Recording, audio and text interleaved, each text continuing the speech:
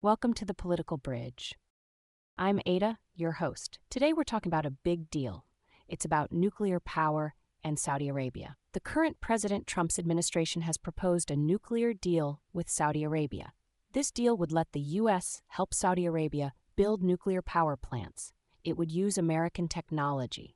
This has sparked a lot of talk. Many people are worried about it. They wonder what it means for the Middle East. They also worry about nuclear weapons spreading. We'll look at the good and bad parts of this plan. We'll hear from Nico, our conservative voice.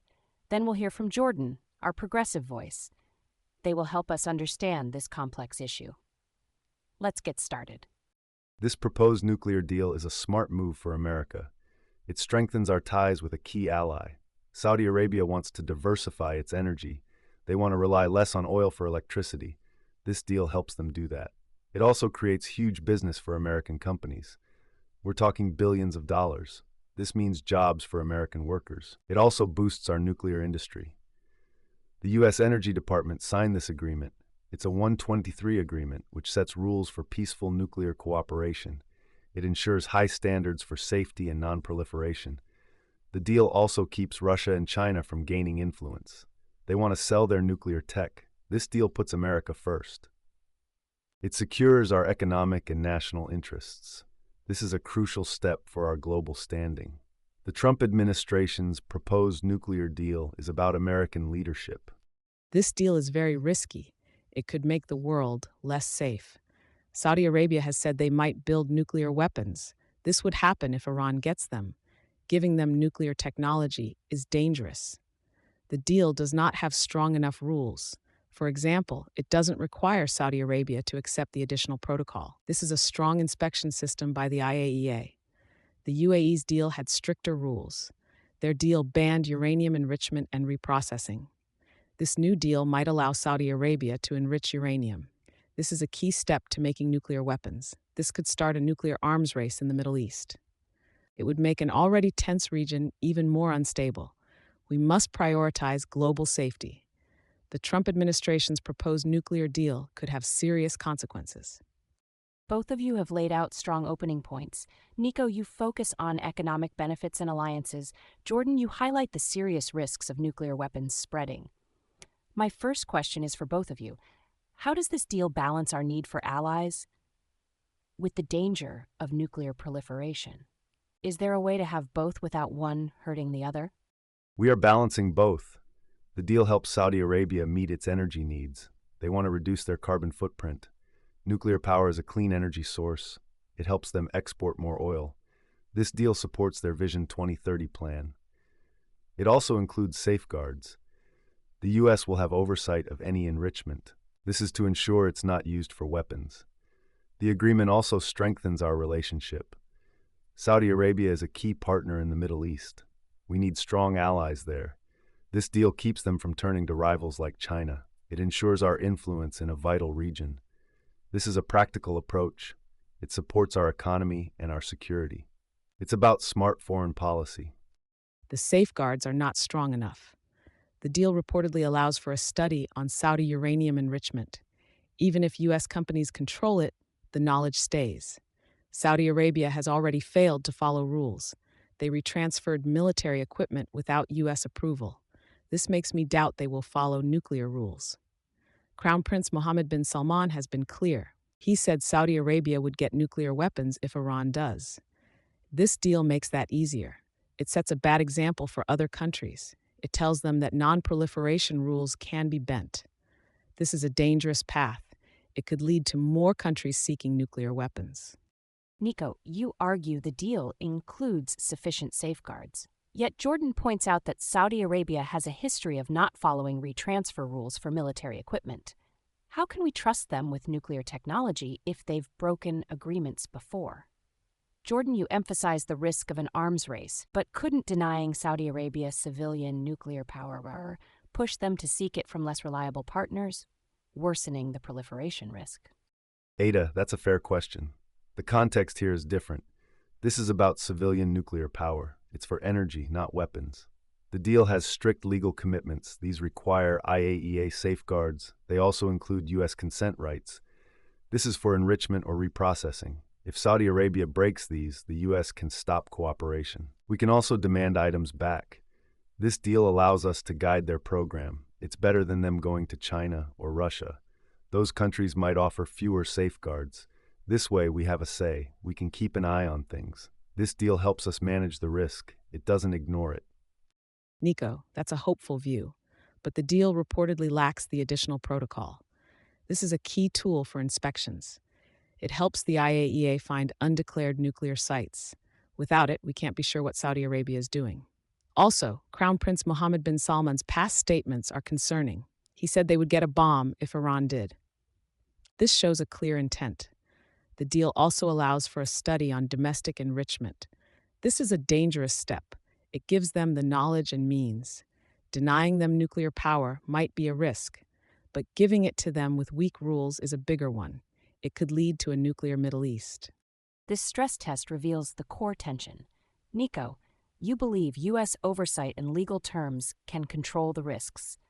Jordan, you see the lack of full safeguards in past statements as too great a danger.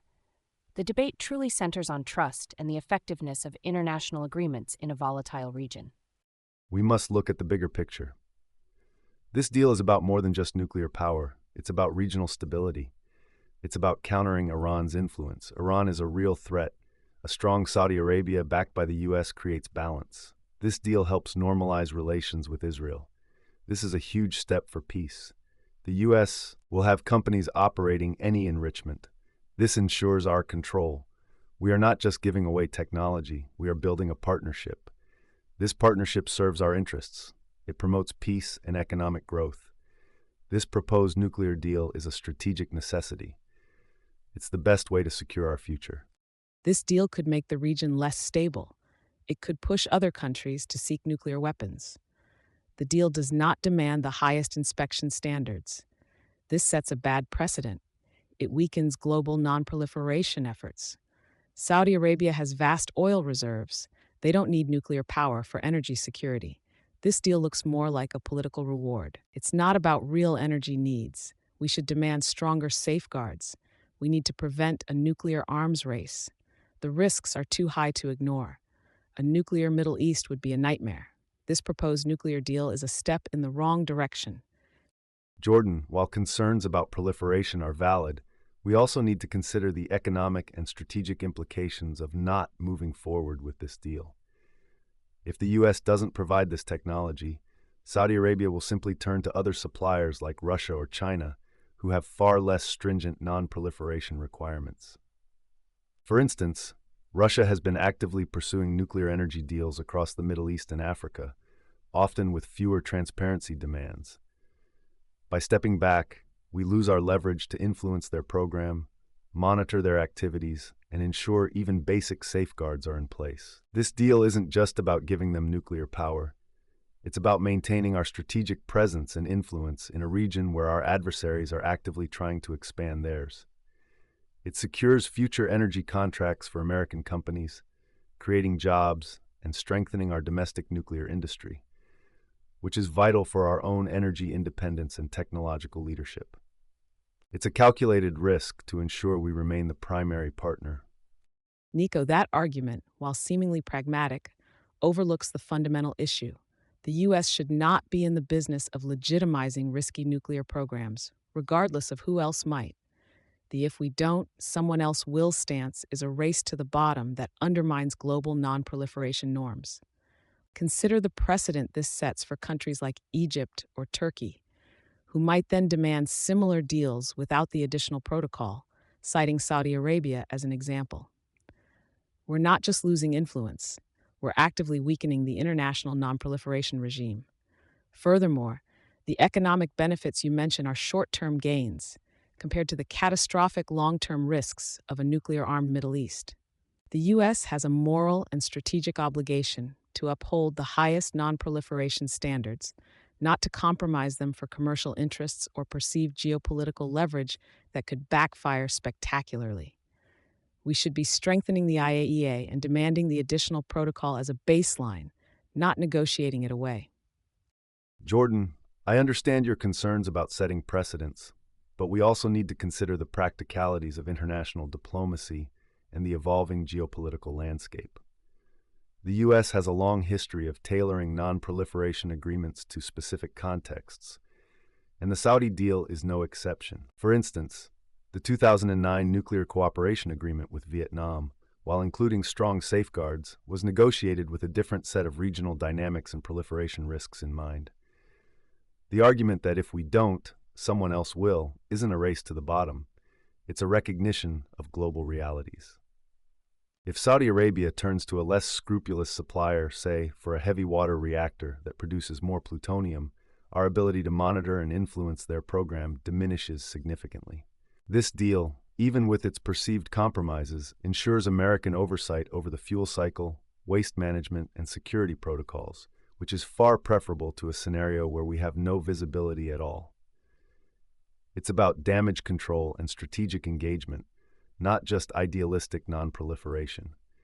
We're choosing the best of imperfect options to secure our interests and maintain regional stability. Nico, comparing this to the Vietnam deal or any past agreement, misses the critical distinction: Saudi Arabia's explicit statements about pursuing nuclear weapons if Iran does. That intent, combined with their documented history of retransferring U.S. military equipment without approval, creates a unique and elevated risk profile that demands stricter, not weaker, safeguards. The idea that we're engaging in damage control by offering a deal that lacks the additional protocol is a dangerous fallacy. We're not controlling damage, we're enabling a potential proliferation pathway.